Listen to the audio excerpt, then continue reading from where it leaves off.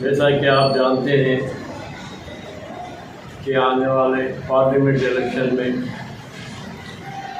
महागठबंधन की जानिब से यहाँ पर उम्मीदवार नीलम मधु है। तो हम सीपीआई पार्टी से गुजारिश करते हैं अवामुल अनास से कि आज हमारे पास एक हथियार है और वो सबसे बड़ा कीमती हथियार है, वो हथियार है वोट। क्योंकि हम ये वोट उसी शख्स को देना चाहिए जो वाक़ईतन गरीब मजदूर उनका साथ दे। हमारी जो मरकज़ी हुकूमत है उस हुकूमत को सही अंदाज में जो भी कैंडिडेट्स है उन कैंडिडेटों में वाक़ईतन जो काम कर सकते हैं उन्हीं कैंडिडेट को हम जिताने की कोशिश करें।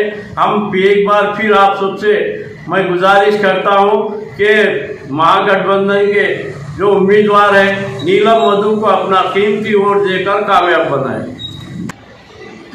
डियर फ्रेंड्स, అలాగే ప్రింట్ మీడియా, ఎలక్ట్రానిక్ మీడియా మిత్రులందరికీ ముందుగా భారత కమ్యూనిస్ట్ పార్టీ నుంచి ముందుగా మీ అందరికీ నమస్కారాలు। ఈరోజు ఈ సమావేశం ఉద్దేశం ఏంటంటే మెదక్ పార్లమెంటు అభ్యర్థి ఇండియా కూటమి అభ్యర్థి అయినటువంటి నీలం మధు గారిని అత్యంత భారీ మెజార్టీతో గెలిపించాలని చెప్పేసి సిపిఐగా మీ అందరికీ విజ్ఞప్తి చేసుకుంటూ, మరి నరేంద్ర మోదీ కేంద్రంలో అధికారం చేపట్టి దాదాపు 10 సంవత్సరాలు అయిపోయింది. ఆయన అధికారం చేపట్టక ముందు గ్యాస్ రేటు, పెట్రోల్ రేటు ఎక్కువైపోయినాయి. అప్పుడు 460 రూపాయలు ఎక్కువైపోయినాయని చెప్పేసి మేము వస్తే ప్రజలకు ఆమోదమైనటువంటి పరిపాలన అందిస్తాము, సబ్కా వికాస్ సబ్కా సాత్ అని చెప్పిండు. అధికారంలోకి వచ్చినాక అనేక వాగ్దానాలు చేసిండు. బేటీ పడావ్ బేటీ బచావ్ అన్నాడు. అయితే నరేంద్ర వచ్చిన తర్వాత గుజరాత్ అలాగే హర్యానా రాష్ట్రంలో మహిళల పైన అప్పటి నుంచి ఇప్పటిదాకా 10 ఏళ్ల కాలంలో 40,000 మంది మహిళల మీద అత్యాచారం జరిగిందని చెప్పేసి ఈరోజు కేంద్ర కమిటీ అంటే ఒక రిపోర్ట్ ఇచ్చింది. అంటే మనం అర్థం చేసుకోవచ్చు ఈ మోదీ పరిపాలన మహిళలకు ఏ విధంగా రక్షణ ఉన్నది దీంతో అర్థం చేసుకోవచ్చు. రెండవది, మేము కూడా వస్తే రైతులు తలెత్తుకునే విధంగా రైతుని అభివృద్ధి చేస్తామని చెప్పి రైతాంగానికి అభివృద్ధి చేస్తామని చెప్పారు. రైతుల్ని అది పక్కన పెట్టేసి రైతులకు హాని కలిగించి 3 నల్ల చట్టాలు తీసుకొచ్చిండు. ఆ చట్టాలు విరమించాలని చెప్పేసి పంజాబ్, హర్యానా, ఉత్తరప్రదేశ్కు సంబంధించిన రైతులు ఢిల్లీలో జంతర్ మంతర్ దగ్గర ఆందోళన చేస్తుంటే వాళ్ళ మీద లాఠీ చార్జీలు, భాషా ఉపయోగించి అక్కడి నుంచి తరిమి కొట్టిండు. వాళ్ళు ఇక్కడ బీజేపీకి సంబంధించిన ఒక జాతీయ కార్యదర్శి మన చెప్పడం జరిగింది. అంటే కాస్తో కూస్తో ఈ రాజ్యాంగ పుణ్యం అని చెప్పేసి పేదలకు, బీసీలకు, ఎస్టీలకు, మైనారిటీలకు దక్కే కాస్తో కూస్తో రిజర్వేషన్ కూడా ఎత్తివేయాలని చెప్పేసి ఈరోజు బీజేపీ కుట్రపంతుంది. ఒకవేళ మళ్ళీ కూడా బీజేపీ వస్తే ఇక ఈ దేశం ఒక రాధాకాశంగా మారుతుంది, మతాల మధ్య చిచ్చు మరీ పెరిగిపోతుంది. కాబట్టి అందుకోసమే ఈ ప్రమాదకారి బీజేపీని ఓడించాలని చెప్పి సిపిఐ కంకణం కట్టుకుంది. అందులో భాగంగానే ఈరోజు మెదక్ పార్లమెంట్ నుంచి నీలం మధు అనే క్యాండిడేట్ నిలబడ్డాడు.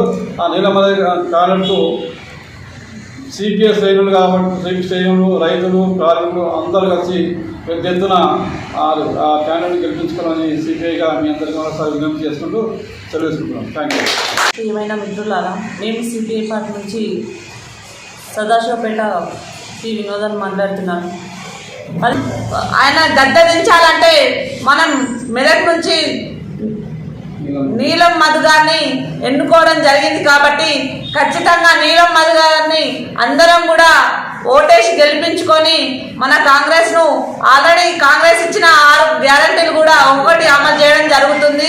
ఫ్రీ బస్ అని చెప్పేసి అన్నాడు, అది లేడీస్కు. అలాగే గ్యాస్ సిలిండర్ ధర 500 అని చెప్పిండు, అది కూడా అమలు అవుతుంది. అది కూడా తీసుకున్న 10 రోజులకు 20 రోజులకు అకౌంట్లో పడుతున్నాయి అని చెప్పేసి చాలా మంది అంటున్నారు. ఇలాగే ఒకటంటే ఒకటి ఖచ్చితంగా చేస్తారు.